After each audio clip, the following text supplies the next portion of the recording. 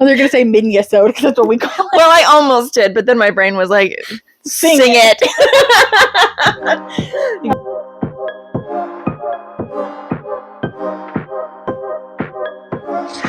Welcome to our cult, the Cult of Books. We're your leaders. I'm Natasha. And I'm Jayne. Welcome, guys. Hi. Fun episode. Different location again. Yes. Fun and fresh location, but we're together. Yay! 2 weekends in a row for us for in person. I know. Look at us go. Yay. Yay, adulting. It's hard to work it out, y'all. It's hard to work it out, but we do it. We do it for you. You devotees. That's right. That's right. So what are we doing today? Today we are discussing our Book Riot Read Harder Challenge for the YA Latine Author.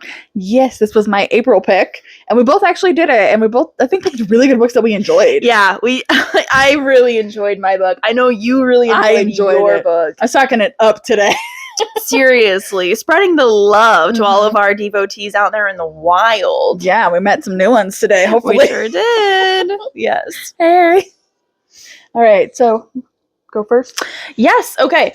So a couple of things before we start today's episode. This is an adult-rated podcast. We say adult things here. So if you're listening with little ears around, make sure you click off and come back. Although this is a YA episode, so we should be like somewhat tame today, right? Tame. We'll do our best. We'll do our best, and we're gonna keep it spoiler-free. We're going to keep it spoiler-free. That's right. That's right. So you should be able to listen to this, and then hopefully you go read our book recommendations that we're going to give you today, because we are going to be talking these books up. Just to let y'all know, we really liked these books. We did. So these are truly recommendations for you. Yeah. These are big recommendations. I even I'm telling adults to read this book. I'm like, go read this. Okay, so I think what we'll do first is Natasha's going to talk about her 3 options that we gave for the YA Latine Author. So a brief summary of all of those, and then we will get into our discussion. Yes. So the 3 books I had picked were The Sunbearer Trials by Aidan Thomas, A Cuban Girl's Guide to Tea and Tomorrow by Laura Taylor Namey, and then Cemetery Boys, also by Aidan Thomas. So, Sunbearer Trials is basically, as each new decade begins, the sun's power must be replenished so that Sol can keep traveling along the sky and keep the evil obsidian gods at bay. 10 semidioses? That sounds right. It's like semidoses of what?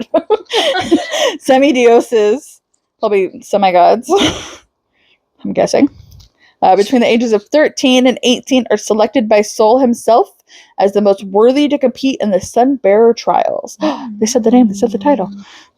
The winner carries light and life to all the temples of Reino de Sol, but the loser has the greatest honor of all. They will be sacrificed to Sol. Dun, dun, dun. Mm-hmm. Good sacrifice. He's going to sacrifice himself. I volunteer as tribute. Their body used to fuel the sunstones that will protect the people of Reino de Sol for the next 10 years. You only get 10 years out of a person? That fucking sucks. Damn. We would think it would be at least 100. Hopefully. Well, never mind. A lifespan of a person? Of a demigod? A semigod is what they call it, right? I think so. Okay. We'll pull up the translation. But between the ages of 13 to 18, so you're young. You could live to your 80s or 90s. Yeah. That's at least 80 years. 80 to 90 years. Come on. Yeah. And so this is about Tio, a 17-year-old Jade semidios, and the trans son of Quetzal. So saying that wrong. I'm so sorry. Goddess of birds, and has never worried about the trials, or rather, he's only worried for others. His best friend, Nia, daughter of Tierra, the god of earth, love that, is one of the strongest heroes of their generation, is much too likely to be chosen this year. He also can't help but worry reluctantly and under protest for Ariello, a powerful gold semidios and Tio's friend-turned-rival who is a shoo-in for the trials. Tio wouldn't mind taking Ariello down a notch or two, but a 1 in 10 chance of death is a bit too close for Tio's taste. I get it. But then, for the first time in over a century, Sol chooses a semidios who isn't a gold. In fact, he chooses two. Zhao, the 13-year-old child of Mala Suerte, god of bad luck, and they also choose Tio. Oh shit. And they must compete in 5 mysterious trials against opponents who are both more powerful and better trained for fame, glory, and their own survival. Interesting. So my question is, these gods are all just okay with having children and then possibly them being sacrificed? Yeah, that was my question too. I need to read this now to figure this out. Yeah. Yeah. Yeah. Because that person we met today, Yeah. the child, said that this was really good also. The child. There was a mother-daughter at this event we went to, and the daughter had said she read this book. And so I was like, okay. Interesting.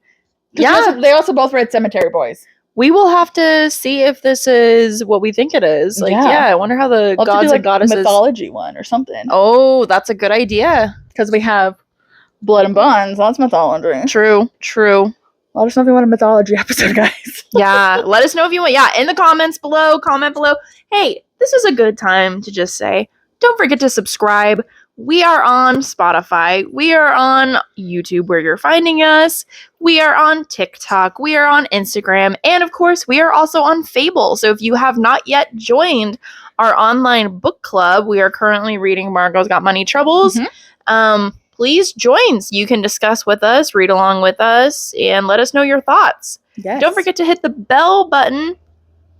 Sends out notifications to you every time we post a new episode. We post a new episode every Tuesday and sometimes a little mini on Fridays. Yes. Love the song. Okay. And then the other bit, Wait, that's me. I always say that. I always say it's rubbed off on you. That's hilarious. Buke. The other book that was an option for me was A Cuban Girl's Guide to Tea and Tomorrow by Laura Taylor Namey. You want to say Tia and Tomorrow? Just it's written out. For Lila Reyes, a suburban England has never been part of the plan. The plan was 1, take over her abuela's role as head baker at their panderia.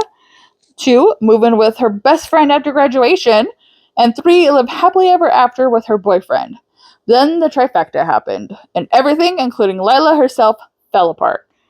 Worried about Lila's mental health, her parents make a new plan for her. Spend 3 months with family, friends in Winchester, England, to relax and reset. That too. But with the lack of sun, a grumpy inn cook, and a small town lacking Miami flavor, both in food and otherwise. Get it? Wouldn't imagine there'd be much Cuban flavor there in Winchester, England. No. What would be a dream trip for some feels more like a nightmare to Layla. Until she meets Orion Maxwell. Ooh. A tea shop clerk with troubles of his own, Orion is determined to help Lila out of her funk and appoints himself to her as her personal tour guide. I would love a personal British tour guide. Thank you. Yeah. From Winchester's drama-filled music scene to the sweeping English countryside, it isn't long before Lila is not only charmed by Orion, but England itself. Soon, a new future is waiting to form in Lila's mind, one that would mean leaving everything she planned behind. I was almost like, okay, this is like a cute romantic one. Yeah. Fun, feel-good one. And this one I chose is Cemetery Boys. We're switching directions. I know, by Aiden Thomas. I was like, this sounds interesting and fun. Sounds very Halloween-y, and it very was, because it was like right before Dia de los Muertos, so I was like, it's Halloween-y. Quick summary, because I'm going to go into more detail later. Basically, it is this family that is lives in a cemetery, and they are brujos and brujas, basically witches and warlocks. I'm not sure what the male translation is, but basically the females are healers. They're brujas. They're healers. They help people. And the males are brujos, and they help the spirits of the dead to the afterlife. And Yadriel, a young trans boy, wants to become a brujo, but his family's like, no. And he fights it and wants to be it. So him and his cousin secretly do a ritual, and so he becomes a brujo because they're goddess Lady Death. That's what they call her. I'm like, that's cool as fuck. Hell yeah. Lady Death allows it, and they're like, oh, okay. but they don't know he's a brujo until like the very end. He's a secret brujo? He's a secret brujo. And he accidentally summons a dead classmate who died very recently, Julian. And he's very much an artistic scene emo kid. I love it already. I know. Like, he hangs out with the skaters. He's a skater boy. Oh, he's edgy. Edgy for LA. Yeah. Yeah, and he died. And so together they're figuring out what happened to Yadriel's cousin who also died, and figure out what happened to Julian, and all of the stuff that goes on. And it is honestly a very good, funny story. And I cried during it. Like, at the very end, I was like, big tears. Ooh.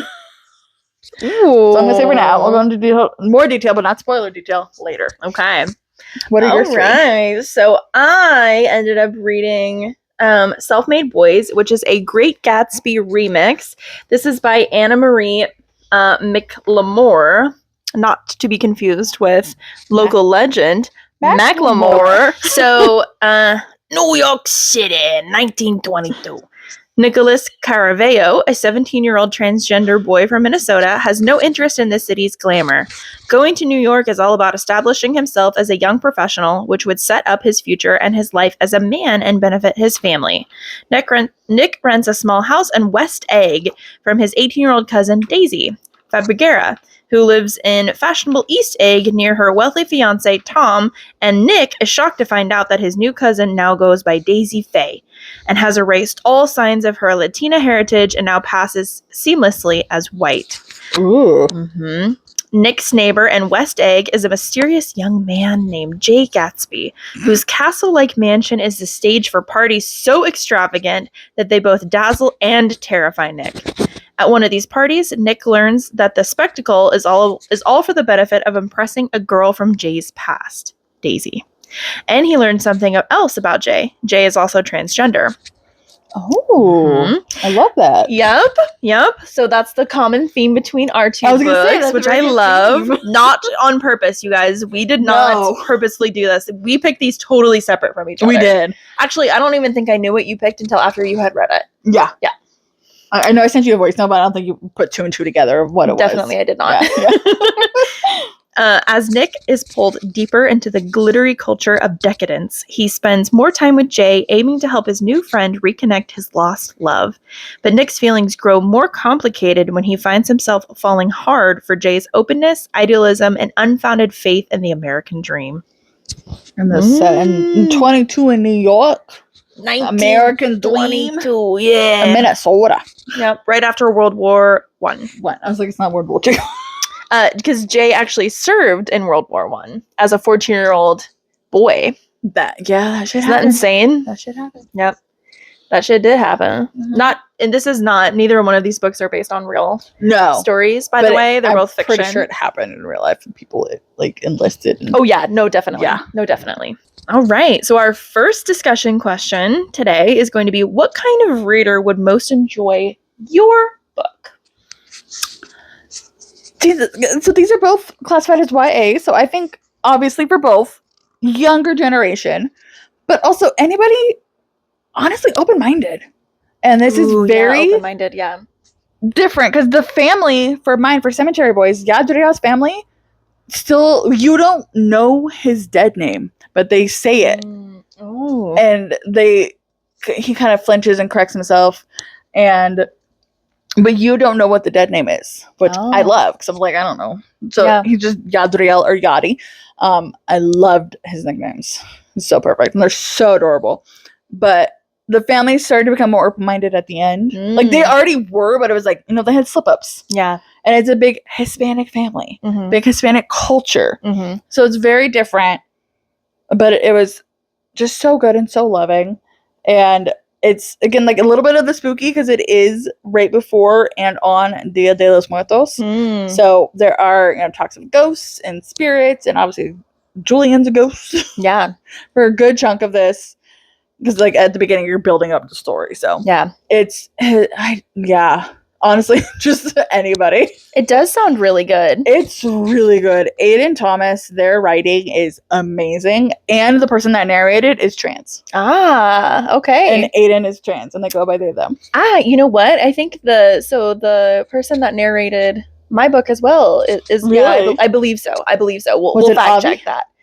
It could be, but we'll fact check that. Yeah. Because I loved my narrator. Mhm. And my I did book too. I has thought a it was sequel good. coming out in Ooh. September. Oh, September. Okay, soon. Espiritu. Ooh. So it picks up like kind of where this left off. Perfect time for that to come out. Wow, there's a lot of really good books coming out in September. September, Yay. October. Wow. We're going to be packed. We're going to have a good fall, guys. Finally. These last couple of falls have been so rough. We've already finished the books. Now what? Exactly. That's how it feels. Yeah. So true. So what kind of reader would enjoy your book? Oh my gosh. What kind of reader would most enjoy this book? Let's see. I think anybody who hated The Great Gatsby. Wait, does it remember it? I don't remember. I remember hating The Great Gatsby. Do I really remember it? Not really. Yeah. I didn't. I never saw the Leo movie. Oh, I kind of boycotted it. I saw the other one in high school back in 2006 when they forced us to watch it. Yeah. I don't remember. Yeah, I don't really remember anything either. I remember hating it. I remember hating it. I also recently just found out that apparently there's been this news article that came out recently that Scott F. Fitzgerald stole the writing from his wife. That's allegedly that's been a recent news article that's been published. Men. I know, right? So I just remember not liking it. I know that we read it because it was important and everything to do with classism. School made you, and it was there's definitely classism in there, and there's good lessons. I don't remember them. This book still holds the important lessons. It does. And then plusifies them and makes it a modern retelling that's actually relatable.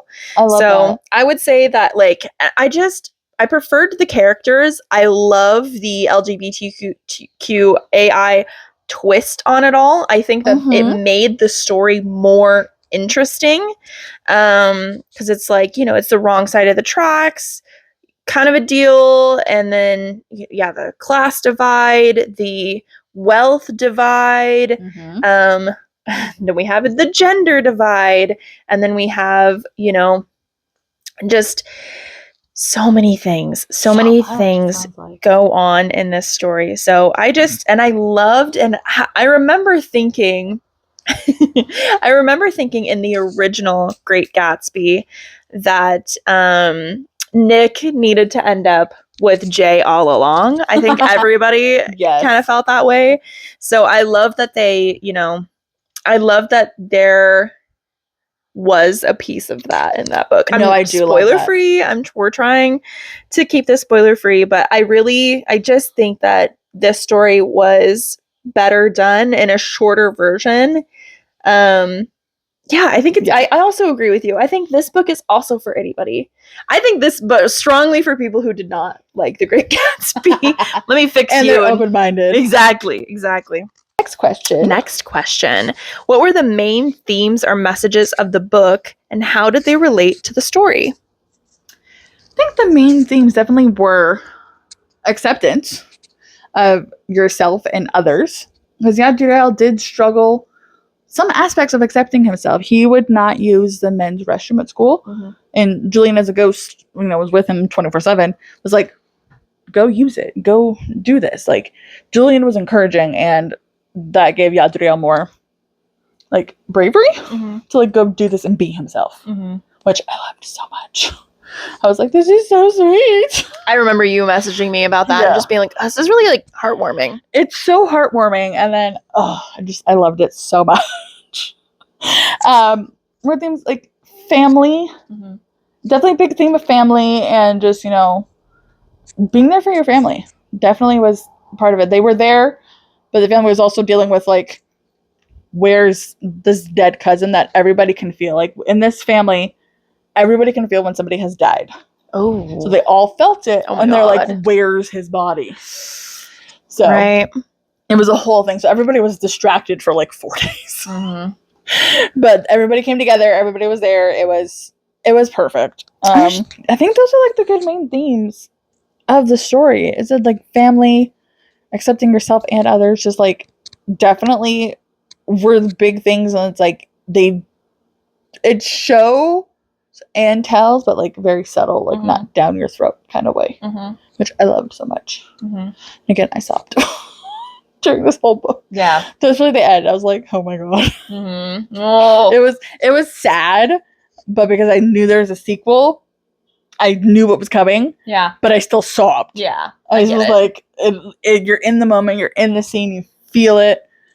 Oh god. Yeah. I was crying and I was like texting. I was like, I don't know why I'm crying right now. It's so good. It's so good. It's so good. I should have been packing, but I wasn't. I was just sitting there listening. Just enjoying the book. Yeah, those are the themes I can think of right now. If I think of more, I'll put them on the screen. But yeah, it's just, sorry, I'm just still in the feels of that book so much. Gosh, you're really making me want to read it. It's so good. The audiobook, top tier. I'll have to save it for the spooky times. Please. Yes. So what are main themes or messages for your book? Besides what we've already talked about, the classism and that sort of a thing, I would say a theme that's not maybe as apparent in the book is also self-acceptance. I think, there's going to be a lot of like similar themes because we just happened to choose books that were really kind of closely related. We did. Kind of written probably in the same vein of things. Yeah. So a lot of self-acceptance, a lot of, being close with family and what that means to have somebody who sees you for who you really are and has immediately, your back. Immediately accepts you for how you want to be perceived in the world. I also think that there is a big theme of being confident and comfortable in your own skin. Yes. A lot of that in this book, as well as finally being around other people who see you for who you are and who you want to be too. Yeah. And that love is not always one way. No. Oh, absolutely. A lot of that in this book is, that people, without giving too much away, right? People think that, a relationship and love has to be, one size. Remember, this is 1922 that the lens that this book is being written.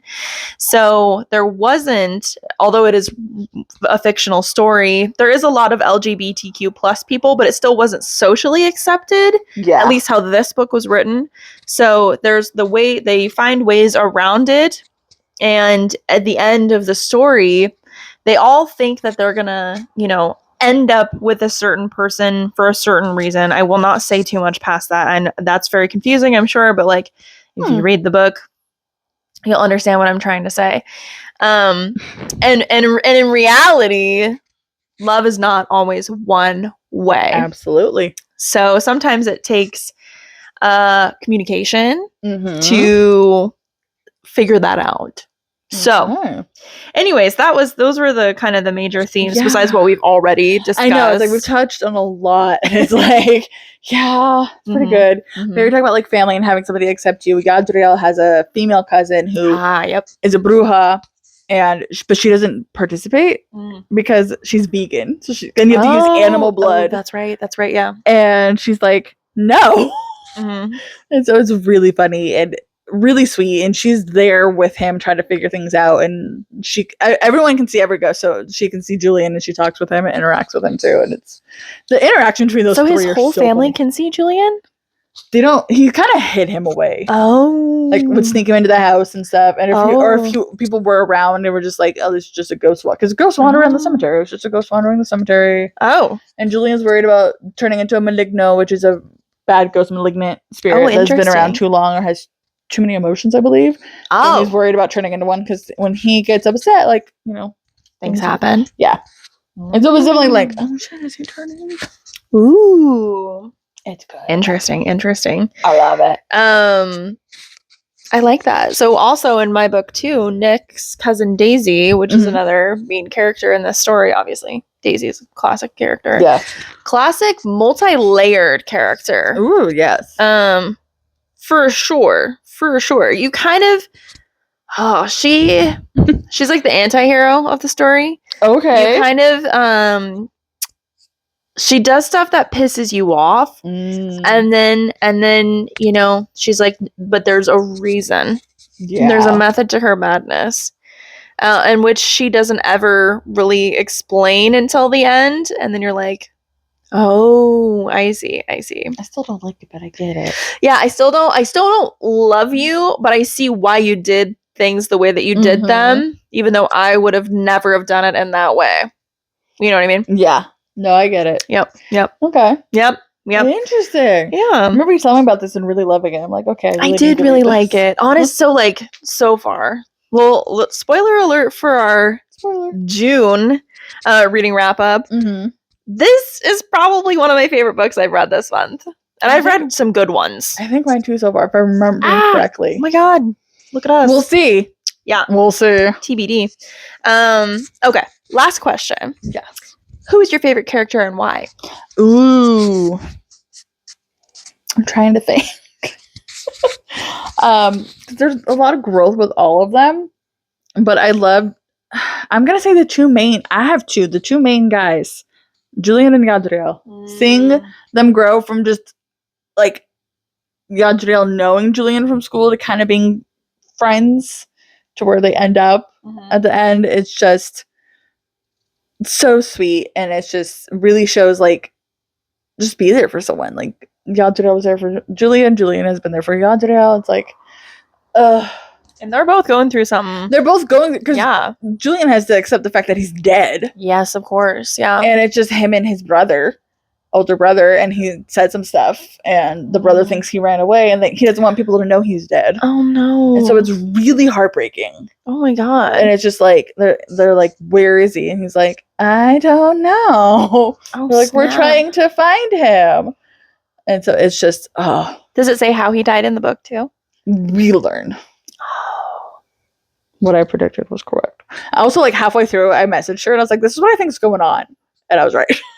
Oh, yeah. I don't remember anything of what you said. That's the nice thing about me is I have a goldfish memory. So you can literally be like, and I will totally, completely forget about it. Yeah. It's okay. I did enjoy the cousin also and her growth, but she was just more like the funny side character. She's like the Riddick of the group. She had some really good lines. Like, I can't remember. The comedic relief, right? Yes, I believe it was her. There's one. I'm just gonna say a line because it was so funny. Early on, Julia finds out he's dead. He's like, "Oh my god, my brother's gonna kill me," and she's like, "Looks like somebody already beat him to it." Oh, laughed so hard. And he just looked at her. Oh, I forgot the cousin's name, but it's so funny. Oh. I love that there's a little bit of like calling out humor in these kind of books. It just is like it keeps it a little bit lighthearted, which is what you need sometimes. Oh gosh, yeah. I mean, who is your favorite character and why? Do you have one? Do you have multiple? Do you have all seven? I don't know, 7. All 7. I have 2 favorite characters. So my favorite character was Nick. My number 1 favorite character was Jordan. Jordan for sure. Jordan is the wealthy socialite star golf player who becomes closely tied to the group of friends. Okay. Which, if you've read Great Gatsby, you know that it's a group of people kind of intermixing circle. Or anything. So I'm like, okay, this is new news. Yeah. So there was a Jordan in the original Great Gatsby as well. So yeah, probably Jordan and Nick. Jordan is just like sports girl who just owns the fact that she is a woman in sports. Love. She just owns it. And she's self-confident. She is just puts herself in a male-dominated sport, right? Mm-hmm. Golf in the 1920s. Golf, yeah. Very male-dominated. Most sports are, even. All of them, still, to this day. Hello, very male-dominated. So she puts herself right in it, and she competes with the boys, and she just owns it. She owns who she is. And she's also, comes from a family of color, too. Okay. So she's also kind of, not only that, she's a person of color and a woman in sports. Damn. And so I liked her the most because she was the most like self-confident. Love that. Just living her life. And then of course I loved Nick as well. Nick is Nick is like Bambi. He's like learning how to walk the first time, and he's like this big wide world he didn't even know existed, basically. Mm-hmm. And he's just so new to it. So seeing the world from his perspective through so much of the book, you're like frustrated because you're like, why are you not picking up on these social cues? And then you're like, oh yeah, you've literally never walked this walk before. You don't know what exists out there in the world.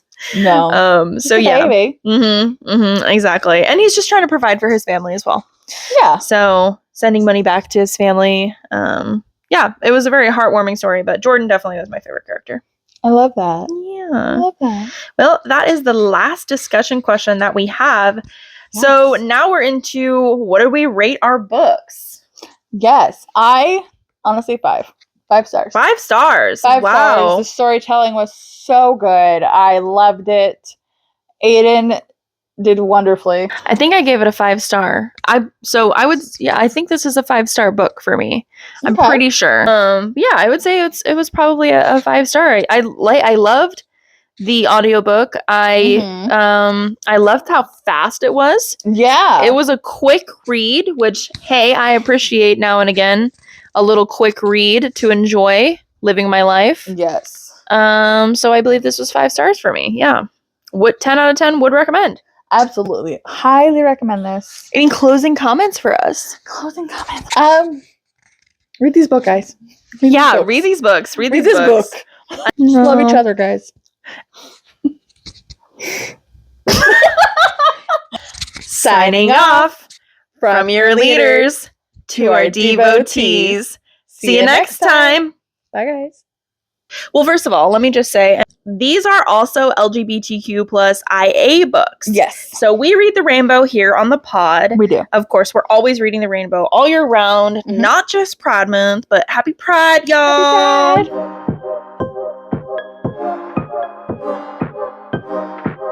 That's her preference. I know. I want to go. She's a fucking, like, huge Halloween freak. Huge. I love that. So Halloween Horror Nights is her literal jam. Bad. I am a pussy. I'm a pussy too, but I want to go. I'd be wearing the Don't Scare Me. Would you do? Good. She's gonna roast us alive. She would. I'd be like, Jill, you can walk ahead of us. We want to watch you get scared. Like, cause it's funny. I love those videos of those guys that like run and like slide. Like, I love that shit. I find the hot guys. I'm like, I get it. I get it. Yeah, I get it. That was a big trend this last year. I sent those to her and I'm like, I want this. And she's like, Horror Nights? I was like, I want to go, but I'm scared. She's obsessed with it. So she goes like multiple days. That's so cool though. Like, I was 19 the last time. 1920. That was so long ago. 1925 the last time I went to Silverwood. I know. They made us we just rode logs in the river. Anyways. Also, there might be a cat that appears. I am so sorry. She's probably downstairs, honestly. I hope that she pops up and knocks these books over. That'd be so funny. I'm gonna fucking kill her. We catch her. We catch her in the act before she actually does it. Okay. Unless he has a Cockney accent. Depends. How thick right. Yeah. Whoa. Yeah. Right. Okay. Sorry out there. I apologize. Editing Natasha. Rainbow heart in between our hand heart. Thank you. Listen, dumb bitch. You're fucking mean to yourself. Stop yourself. It was imperceptible to the naked eye, but I could see it. Okay. Put the hand in the blooper. Listen, dumb bitch. You're mean to yourself. As I said, love each other. Love each other, but not yourself. Not yourself. Fuck yourself. Yo! Editing Natasha. Bye.